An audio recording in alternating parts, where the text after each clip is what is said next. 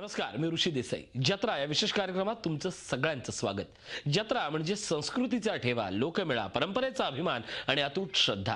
आजच्या भागात आपण तळ कोकणातील तुळस गावातील जत्रेत फेरफटका मारणार आहोत. सांगली जिल्ह्यातील कुरुंदवाडीतील बिरोबाच्या जत्रेतही आपण फिरणार आहोत.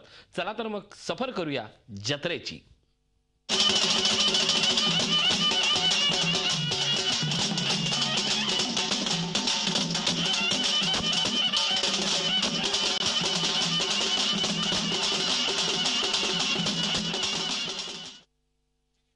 सुरुवातीलाच वळूया कोकणाकडे.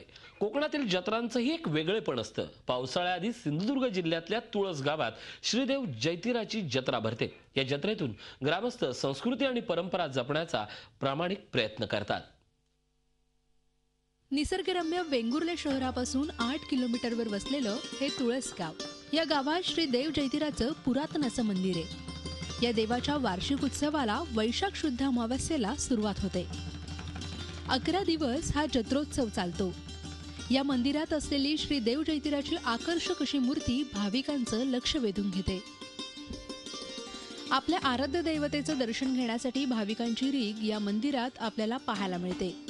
यावेळी मंदिर परिसर भाविकांनी फुलून गेलेला असतो. प्रत्येक भाविक श्रद्धेने आपल्या आराध्यापुढे नतमस्तक होतात. जैतिर मंदिरातली जत्रा ही भाविकांसाठी एक खास अशी पर्वणीच असते. या उत्साहाला स्थानिक आणि कोकणातल्या भाविकांचीही मोठ्या संख्येने गर्दी होते. माहेरवाशिणीचं दैवत म्हणून जैतिर देवस्थान साऱ्या पंचक्रोशीत प्रसिद्ध आहे. फुलांची आरास आणि विद्युत दिव्यांच्या रोषणाईने श्री देव जैतिर मंदिराचा परिसर उजळून निघतो.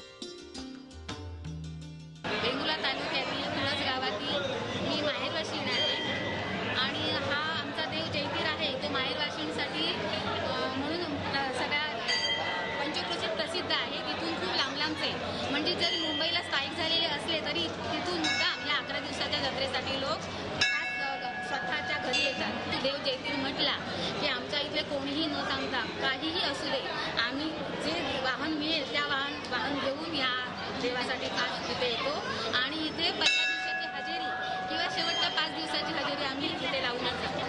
5व्या दिवसापासून जैतिर मुखवटाधारी देवपुरुष गावात सवाद्य फिरून घरोघरी दर्शन देतो. यावेळी अन्य मानकरी या वेशधारी व्यक्तीला शेस लावून त्याच्या डोक्यावर सोन्या चांदीच्या तुऱ्यांनी शृंगारलेलं देवीचं रुपड बांधतात. त्यानंतर देवरूपी व्यक्ती विविध नादघोषात श्रीदेव मुख्य देवालयासमोर येतो. रुपड सजवलं जातं. सजवल्याच्या नंतर त्याचं नंतर पूजन करून ज्या व्यक्तीवर संचार येतो त्या व्यक्तीला त्याप्रमाणे मूळ घरामध्ये जाऊन तिथे पेरावा केला जातो. कपडे वगैरे सजवले जातात आणि नंतर येऊन त्यांच्या डोकीवर ते रुपड ठेवलं जातं आणि ठेवल्यानंतर रात्री 12 ते 1च्या दरम्यान या म्हशीच्या आदल्या दिवशी रात्री हा प्रकार सगळा जातो आणि त्या दिवशी येऊन देव मांडावर 5 फेऱ्या मारतो आणि त्याप्रमाणे आपल्या मार्गाप्रमाणे मार्गस्थ होऊन या जत्रेमध्ये विविध प्रकारच्या मिठाईंची, खेळणे, लाखाच्या वर लोक आले. 7 दिवस सकाळपासून आतापर्यंत देवाचा जे रुपड आहे त्याच्यावर जे तुरे आहेत ना ते रात्री सजवून काल ते सजवून बांधले जातात संध्याकाळी. तुळस गावातल्या प्रसिद्ध जैतिरोत्सवाची सांगता पावसाळ्यारंभी होते. जैतिरोत्सवात भरणारा शेती अवजारांचा बाजार वैशिष्ट्यपूर्ण असतो. शेतीच्या मशागतीसाठी लागणारी लाकडी नांगर, जूक, बुटी, तावी, दोऱ्या, खोळ यांसारखी विविध प्रकारची पारंपरिक अवजारं या बाजारात विक्रीसाठी येतात. आजही या बाजाराने आपली परंपरा जपण्याचा प्रयत्न केलाय. संस्कृती आणि परंपरा म्हणून जत्रेला अनन्यसाधारण महत्त्व आहे आणि अशीच एक जत्रा म्हणून कोकणातल्या या जत्रेकडे पाहिलं जातं. विकास गावकर, झी मीडिया, सिंधुदुर्ग. जत्रा म्हटलं की सगळ्यांचीच पावलं गावाकडे वळतात. मात्र शहरीकरणाला बाजूला ठेवून आपली परंपरा जपण्याचा प्रयत्न केलाय तो ठाण्यातल्या खारेगावानं. पाहुयात कशी असते ही जत्रा. वाढत्या शहरीकरणात आता गाव पण हरवत चाललंय. शहरातल्या मॉल संस्कृतीत आजही जत्रा संस्कृती टिकवणं त्याहूनही कठीण झालंय. असं असलं तरी ठाण्यातल्या खारेगावानं आपली परंपरा कायम ठेवलीय. शहरातल्या या खारेगावानं हिरादेवीची जत्रा मोठ्या थाटात साजरी केली. यावेळी खारेगावात कीर्तन भजनासह विविध कार्यक्रमांचं आयोजन करण्यात आलं. पताका, रांगोळ्यांनी गाव सजून गेलं. गाभाऱ्यात असलेली ही पाषाणरूपी हिरादेवी पार्वतीचं रूप असल्याची भक्तांची धारणा आहे. स्वयंभू म्हणून या देवीचं स्थान वैशिष्ट्यपूर्ण आहे. भाविक मोठ्या संख्येनं देवीच्या दर्शनासाठी मंदिरात येतात. वैशाख शुद्ध पौर्णिमा म्हणजे बुद्ध पौर्णिमा या दिवशी हिचा सार्वजनिक यात्रा असते आणि नवरात्रामध्ये 9 दिवस घटी बसलेली देवी असते. पूर्वज म्हणजे आमच्या ग्रामदेवताच हिचा इतिहास जुनी लोक सांगतील. जागृत देवी असे की ही देवी आमच्या गावात फेरफटका मारायची पहिला. पारंपरिक पद्धतीनं हिरादेवीची पालखी वाजत गाजत निघाली. या पालखी सोहळ्यात गुलालाची उधळण करत भाविक नाचतात. ही पालखी संपूर्ण गावभर फिरवली जाते. जे कोणी इथं खारेगावात येऊन गेले किंवा राहून गेले ते वैशाख पौर्णिमेला, बुद्ध पौर्णिमेला यात्रेला मोठ्या उत्साहाने इथे येतात. लहान मुलांच्या चेहऱ्यावर या जत्रेनिमित्त आनंद ओसंडून वाहत असतो. विविध खेळ, पाळणे यात लहानगे रंगून जातात. जत्रा या 2 अक्षरी शब्दानं महाराष्ट्राचं भावविश्व समृद्ध करून सोडलंय. बदलत्या शहरीकरणामुळे खारेगावातलं जत्रेचं स्वरूप थोडंफार बदललंय. मात्र इथं जत्रा आजही तितक्याच उत्साहात साजरी केली जाते. कपिल राऊत, झी मीडिया, ठाणे.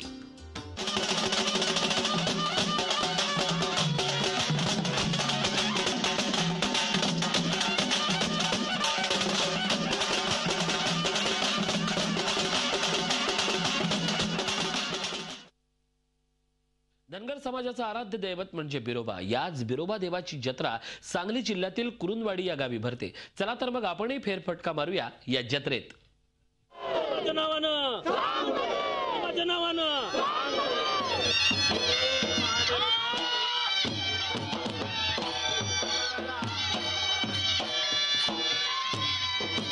हा गजर आहे सांगली जिल्ह्यातल्या कुरुंदवाडी गावचा. निमित्त होतं बिरोबा देवाच्या यात्रेचं. सांगलीच्या आटपाडी तालुक्यातलं कुरुंदवाडी हे गाव प्रसिद्ध आहे ते बिरोबा देवाच्या यात्रेसाठी. विभूतवाडी आणि कुरुंदवाडी या 2 गावांच्या सीमेवर बिरोबाचं हे जागृत देवस्थान आहे. धनगर समाजाच्या ओव्यांमध्ये देखील या देवस्थानाचा उल्लेख आहे. चैत्र पौर्णिमेनंतर या यात्रेला सुरुवात होते. उदरनिर्वाहासाठी रानोमाळ भटकंती करणारा धनगर समाज मोठ्या संख्येनं या यात्रेनिमित्त एकत्र येतो. महाराष्ट्रासह शेजारच्या कर्नाटक राज्यातूनही हजारो भाविक या यात्रेत सहभागी होतात. यंदाच्या यात्रेचं आणखी एक वैशिष्ट्य म्हणजे बिरोबाच्या मंदिरामध्ये गाभाऱ्यात महिलांना दर्शनासाठी दिला गेलेला प्रवेश.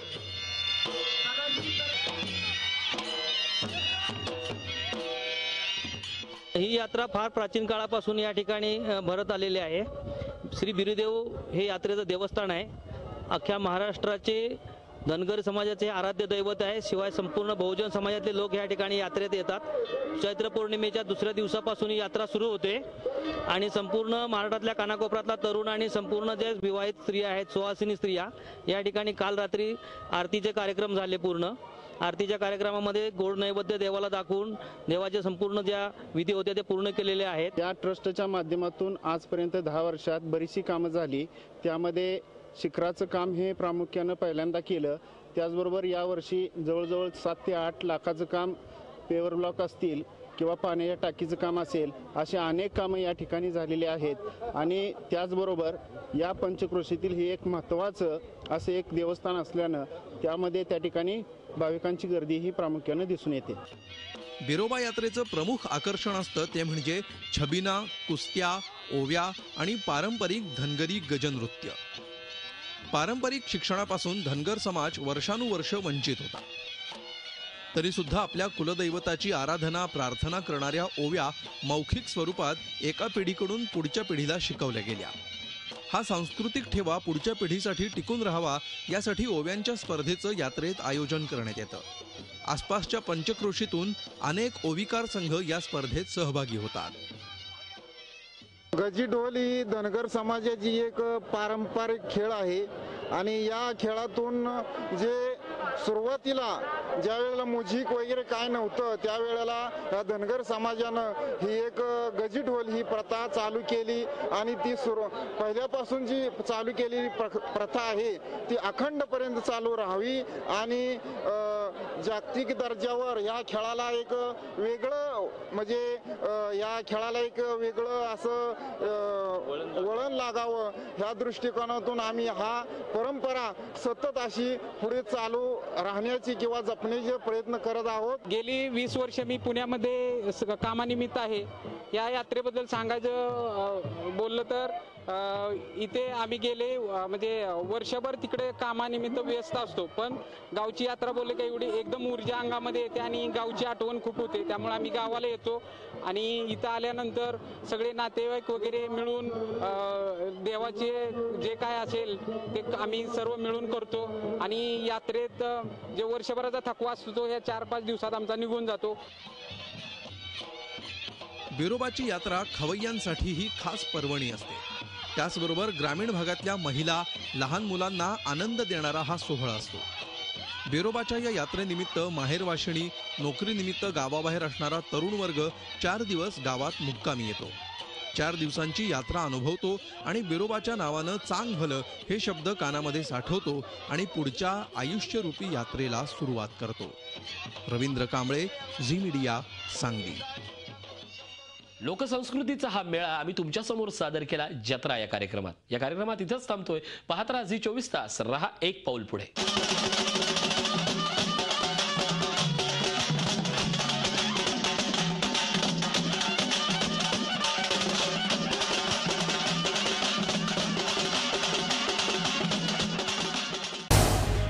झी 24 तास, रहा एक पाऊल पुढे.